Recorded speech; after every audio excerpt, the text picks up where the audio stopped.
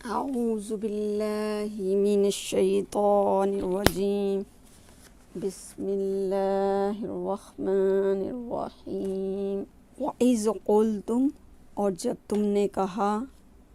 یا موسیٰ اے موسیٰ علیہ السلام لن نؤمنا ہرگز ہم ایمان نہیں لائیں گے لکا تیرے لیے حتیٰ یہاں تک کہ ہم دیکھ لیں اللہ کو جہرتاً ظاہرا فَأَخَذَتْكُمُ الصَّاعِقَةُ پس پکڑ لیا تم کو آواز نے وَأَنْتُمْ تَنْظُرُونَ اور اس وقت تم دیکھ رہے تھے۔ یہاں جو ہے حضرت موسیٰ علیہ السلام کا جو ہے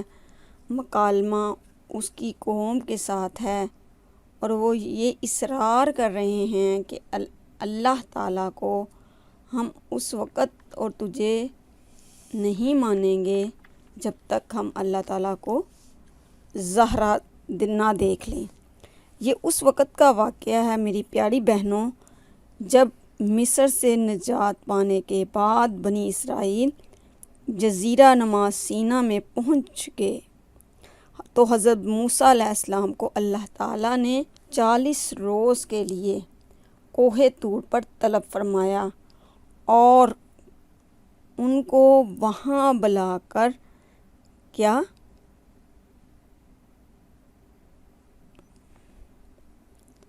کتاب اور فرقان جو ہے وہ عطا فرمائی۔ تو بنی اسرائیل کے 70 نمائندے بھی آپ ساتھ لے گئے، اور پھر جب اللہ تعالیٰ نے حضرت موسیٰ علیہ السلام کو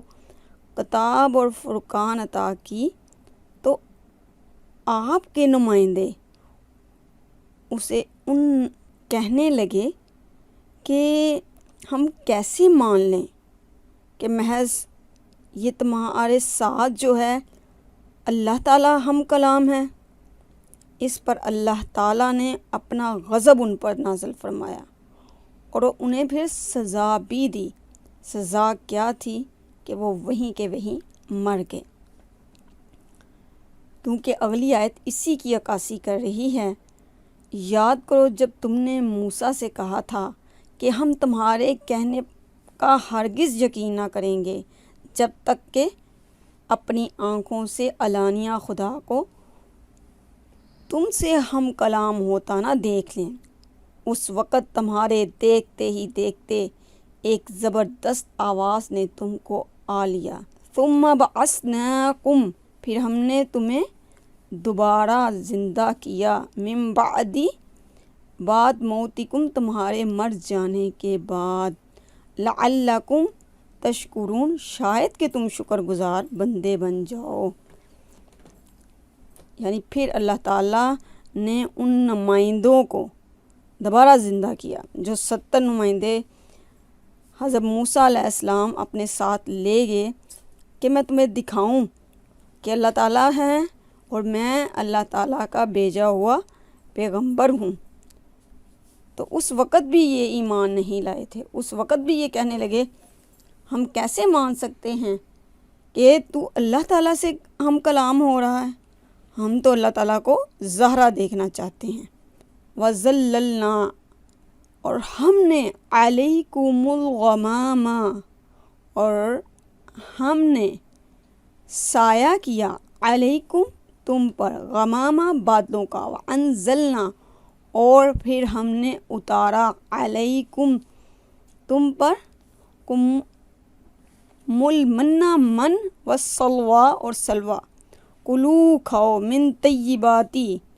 جو پاکیزہ رزق، ما رزقناکم جو ہم نے دیا ہے تم کو، وما ظلمونا اور نہیں ہم نے ان پر ظلم کیا، لیکن وہ تھے کانو اپنی ہی جانوں پر، انفسکم اپنی ہی جانوں پر، یظلمون ظلم کرنے والے۔ یہاں پر بھی ایک قصے کی طرف اشارہ ہے جو سورہ المائدہ میں پورا آئے گا انشاءاللہ۔ اللہ تعالیٰ یہاں واقعہ کی طرف اشارہ کر رہے ہیں کہ بیت المقدس میں اس زمانے میں جب بنی اسرائیل مصر سے نکلے تھے، وہاں جو تھی قوم عاد اور اس کے لوگ جو تھے باقی یہاں رہتے تھے، اور اللہ تعالیٰ نے ان کو کہا جاؤ اور ایسی قوم جو وہاں رہتی ہے، عمال کا اس قوم کا نام تھا، اس سے جا کے لڑو۔ تو اللہ تعالیٰ نے حضرت موسیٰ علیہ السلام کو حکم دیا تھا اور بنی اسرائیل کو کہا، چنانچہ حضرت موسیٰ علیہ السلام کی طرف سے بحکم خدا بنی اسرائیل کو اس قوم جبار سے مقابلے کرنے کا جب حکم ہوا تو یہ قوم ڈر گئی اور کہنے لگی اے موسیٰ تو اور تیرا خدا جا کے اس سے لڑے۔ تو اللہ تعالیٰ نے پھر انہیں سزا دی۔ سزا کیا تھی کہ 40 برس تک ایک جنگل میں قید کر دیا گیا، اور شام اور مصر کے درمیان جو تھا وہ ایک بستی ہے جس کا نام معلوم نہیں ہو سکا، اور اس وقت ان کی تعداد کتنی تھی؟ 6 لاکھ تھی۔ جب اس جنگل میں وہ پہنچے انہوں نے خیمے لگائے، اور اللہ تعالیٰ نے پھر ان کے اوپر کس کا سایہ کر دیا؟ ابر کا سایہ کر دیا، اور یہاں تک کہ اللہ تعالیٰ نے جب چاند نہ ہوتا تو روشنی اللہ تعالیٰ جو ہے ان کو لیے مہیا کرتے۔ حضرت موسیٰ علیہ السلام نے وہاں پتھر پر عصا مارنے پر 12 چشمے جاری کر دیے اللہ تعالیٰ نے، اور پھر من جو اللہ تعالیٰ نے اتارا، جو ایک میٹھی چیز ہے جو دھنیا کے دانے کے برابر ہوتی ہے، اور اس کے علاوہ پھر اللہ تعالیٰ نے ان کو سلوہ بھی عطا فرمایا۔ جو بٹیر کی قسم کے پرندے تھے، خدا کے فضل سے ان کی تعداد اتنی زیادہ تھی، پھر بھی پوری قوم نے انہی غذاؤں پر زندگی بسر کی، اور اسے کوئی مشقت نہ اٹھانا پڑی۔ حالانکہ آج کے دور میں اگر چند لاکھ مہاجر یکا یک آ جائے تو اتنی خوراک کا انتظام کرنا بہت زیادہ مشکل ہو جاتا ہے۔ وَإِذْ قُلْنَا، اور جب ہم نے کہا، نَدْخُلُوا، داخل ہو جو، هَذِهِ الْقَرْيَةَ، اس بستی میں، فَكُلُوا، اور کھاؤ، مِنْهَا، اس سے، حَيْثُ شِئْتُمَا، حیث میں نے جہاں سے، شئتم جہاں سے تم چاہو، راغدن با فراغت، ودخلو، اور داخل ہو جاؤ، بابا، اس دروازے میں، سجدن، سجدہ کرتے ہوئے، وقولو، اور کہو، حطۃ، بخش دے، نغفر لکم، ہمارے لیے، حطۃ میں نے حطۃ کہتے ہوئے جانا ہے، نغفر لکم، ہم کو بخش دے، خطایاکم، کے اور ہماری خطاؤں سے درگزر فرما، وَسَنَزِيدُ الْمُحْسِنِينَ، اور ہم عنقریب زیادہ دیتے ہیں نیکی کرنے والوں کو۔ پھر یاد کرو جب ہم نے کہا تھا کہ یہ بستی جو تمہارے سامنے ہے اس میں داخل ہو جاؤ، اس کی پیداوار جس طرح چاہو مزے سے کھاؤ، مگر بستی کے دروازے میں سجدہ ریز ہوتے ہوئے داخل ہونا، اور کہتے جانا، حطۃ، حطۃ، ہم تمہاری خطاؤں سے درگزر کریں گے اور نیکوکاروں کو مزید فضل و کرم سے نوازیں گے۔ جب وہ میدان میں پھرتے تنگ آ گئے،